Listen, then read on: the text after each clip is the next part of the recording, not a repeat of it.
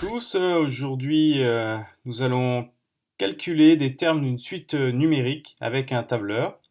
J'ai choisi trois cas différents. D'abord, une suite arithmétique, une suite géométrique et enfin une suite définie par une formule. La suite arithmétique est définie comme suit. Un premier terme qui est égal à 1170 et la raison de la suite qui est égale à 30. Je vous rappelle que dans une suite arithmétique, on passe d'un terme à l'autre, on calcule le terme suivant à partir du terme précédent en ajoutant la raison. Donc à chaque fois, pour passer d'un terme à l'autre, on ajoute la raison. Ici, ce sera 30. Donc je vais utiliser un tableur. Donc par exemple, je vais prendre le tableur d'OpenOffice. Je vais ouvrir ici un classeur. Voilà. On va mettre dans la première colonne le rang. Dans la deuxième colonne, les termes. Je vais mettre le premier rang et le premier terme. Donc le premier terme ici c'est 1170. Je vais générer les différents rangs en mettant d'abord le deuxième rang et ensuite en sélectionnant les deux premiers, 1 et 2 en même temps. Alors, attendez, voilà, on les sélectionne en même temps, voilà. Et avec la petite croix noire qui est en bas à droite, je vais étirer de manière à générer l'ensemble des rangs. On va aller jusqu'à 30 environ, voilà. Ensuite, je vais générer mon deuxième terme. Alors, pour calculer mon deuxième terme dans une suite arithmétique, je vais mettre égal, puisque dès qu'on veut faire un calcul, il faut commencer dans la cellule par égal. Je vais sélectionner mon premier terme, 1170, ici qui est dans la cellule B2, et je vais ajouter la raison, donc je vais faire plus 30. Voilà, comme ça ce sera mieux, plus 30. Quand j'ajoute, je vois bien que 1170 plus 30, on trouve bien 1200. Ensuite, pour obtenir tous les autres termes, il suffit de sélectionner cette cellule B3 dans laquelle j'ai mis ma formule.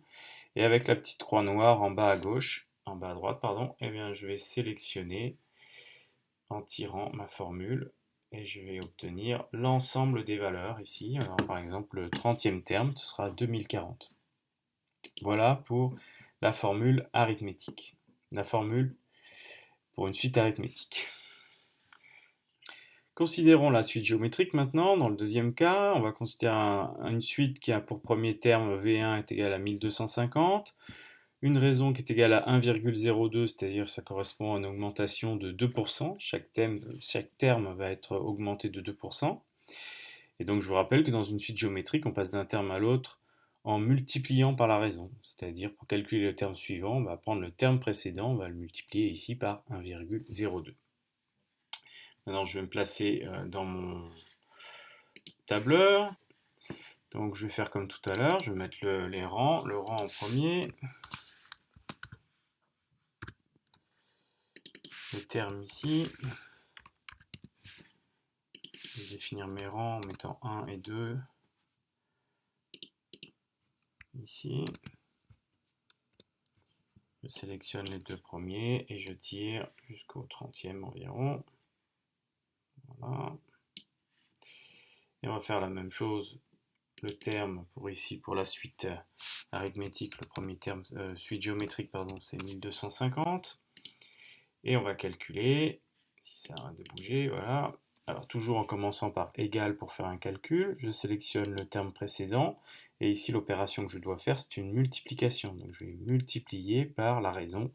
Ici la raison c'est 1,02. Voilà. J'obtiens le deuxième terme 1275. De la même façon que tout à l'heure, je sélectionne la cellule dans laquelle se trouve la formule et je tire ici jusqu'au 30e. Donc là ici on obtient 2219. J'en profite pour vous montrer comment on arrondit ici. Si on veut arrondir par exemple au centième, il faut formater les cellules. Vous allez dans Nombre et vous choisissez deux chiffres après la virgule si vous voulez arrondir au centième, ici deux décimales.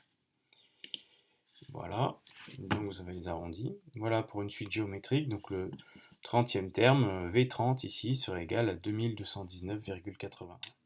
Passons maintenant au troisième cas et au dernier cas, le cas d'une suite définie par une formule. Alors j'ai pris l'exemple de cette formule qui donne un terme de rang n, un, qui est égal à 3n plus 15.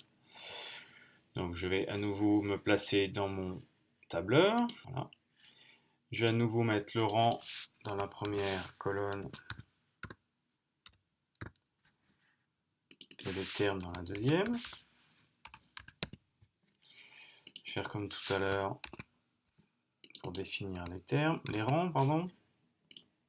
Donc je sélectionne les deux. Ben, je vais y arriver. Avec la petite croix dans le coin, en bas à droite, je sélectionne un peu les valeurs. Et ici, je vais définir le premier terme, parce que le premier terme n'est pas défini, donc il faut directement mettre la formule. Donc il faut faire égal. C'est 3 fois le rang. Donc le rang, c'est bien égal à 7 cellules ici. Donc on va faire 3 fois 1, plus 15 dans la formule. Voilà. Donc le premier terme est égal à 18, c'est normal. 3 fois 1, 3. Plus 15, 18. Donc on obtient bien le premier terme ici qui est égal à 18. Pour calculer les autres, eh bien, on va générer, grâce à cette façon de faire, grâce à cette petite croix ici, on va pouvoir générer l'ensemble des autres termes.